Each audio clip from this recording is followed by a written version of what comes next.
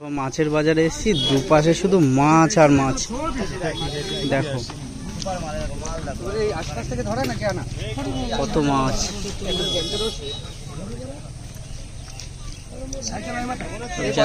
আশেপাশে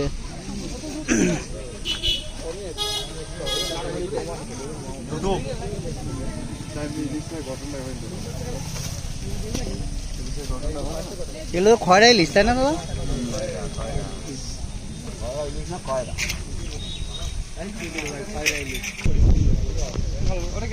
বাটা মাছ, রুই,